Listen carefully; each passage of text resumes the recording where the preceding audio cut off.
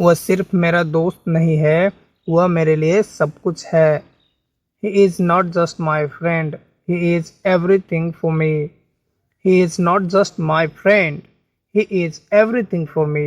वो मेरे लिए सब कुछ है, वह सिर्फ मेरा दोस्त नहीं है। He is not just my friend, he is everything for me. He is not just my friend, he is everything for me. मुझे उसके साथ समय बिताना अच्छा लगता है। I like spending time with him. I like spending time with him. मुझे उसके साथ समय बिताना अच्छा लगता है।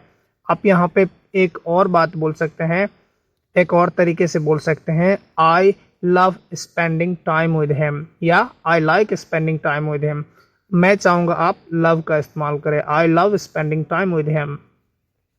मैं अंदर और बाहर से भी खुश हूँ। I am happy internally and externally as well. I am happy internally and externally as well.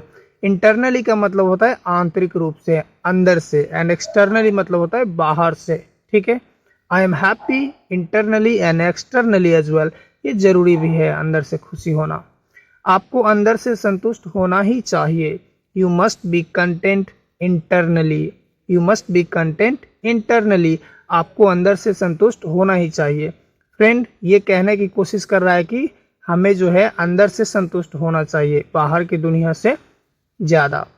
Content का मतलब होता है संतुष्ट, सुखी, खुश, ये सब होता है, सेटिस्फैक्शन भी होता है। You must be content internally, अंदर से आप खुश होने चाहिए, मतलब सुखी होने चाहिए या एकदम हैप्पी होने चाहिए। ठीक है, you must be content internally. मौसम की तरह जीवन बहुत अनिश्चित है। Life is very uncertain like weather. Life is very uncertain like weather. मौसम की तरह जीवन बहुत ही अनिश्चित है। अनसर्टेन मतलब अनिश्चित। अनिश्चित का मतलब क्या होता है? पता नहीं कब क्या हो जाए। जैसे कि कोविड-19 हुआ, वो अनसर्टेन था, पता नहीं लाइफ में कब क्या हो जाए, इसे अनसर्टेनिटी बोलता है। ये अनसर्टेन एडजेक्टिव के रूप में यूज हुआ है यहाँ पे। Life is very uncertain like weather. इस ब्रह्मांड में कुछ भी अस्थायी नहीं है। Nothing is permanent in this universe.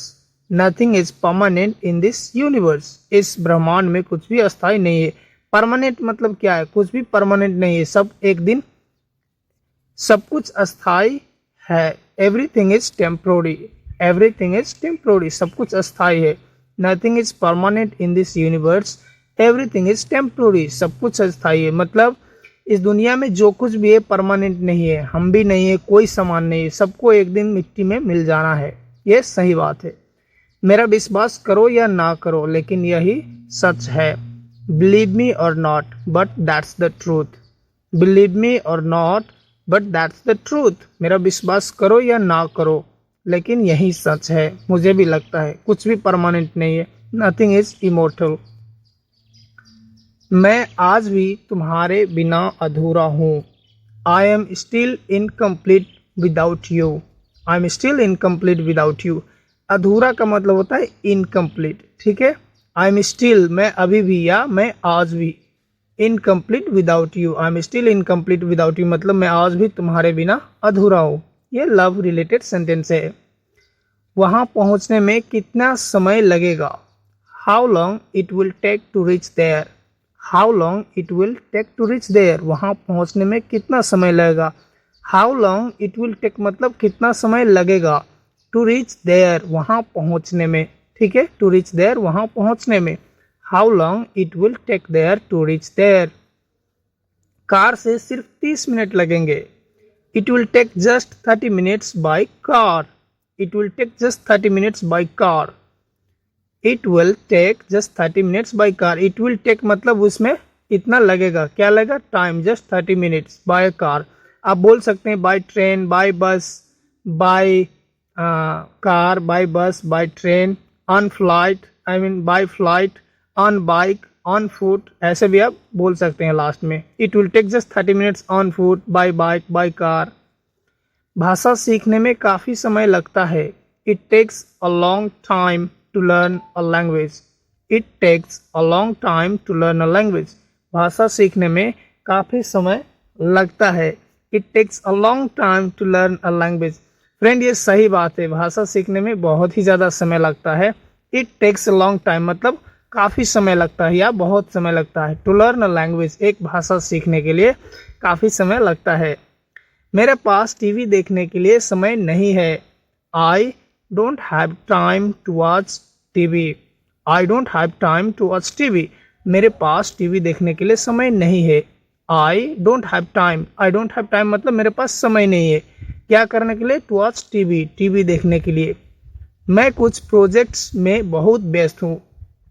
I am very busy with some projects.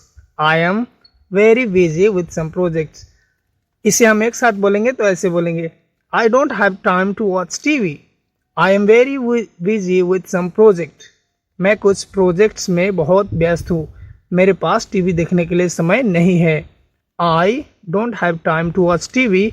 I am very busy with some projects. इसे आप एक साथ ऐसे बोल सकते हैं, आप यहाँ अस्पताल में क्या कर रहे हैं?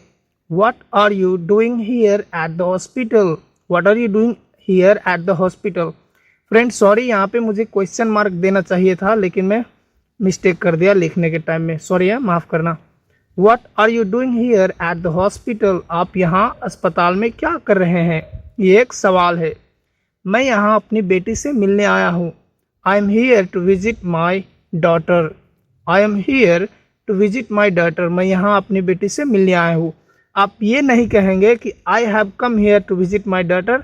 ये भी ग्रामेटिकली सही है, मैं यहाँ अपनी बेटी से मिलने आया हूँ, लेकिन आई एम हियर बहुत ही कॉमन है। आपको कोई बोले कि आप यहाँ क्या कर रहे हो, तो आप ये नहीं बोलेंगे आप यहाँ कैसे आए, ये सिर्फ बोलना है I am here to visit my daughter, I am here for this, I am here for that, I am here to this, I am here to that, ऐसा आपको बोलना है, ठीक है।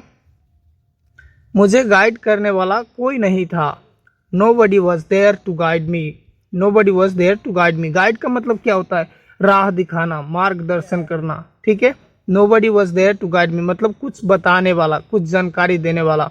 जैसे आप इंग्लिश सीख रहे हैं तो मैं आपको गाइड कर रहा हूँ एक तरीके से, ठीक है। Nobody was there to guide me, मुझे गाइड करने वाला कोई नहीं था। I have achieved everything on my own. मैंने अपने दम पर सब कुछ हासिल किया है। I have achieved everything on my own. इसे हम एक साथ में बोलेंगे तो ऐसे बोलेंगे, Nobody was there to guide me. I have achieved everything on my own.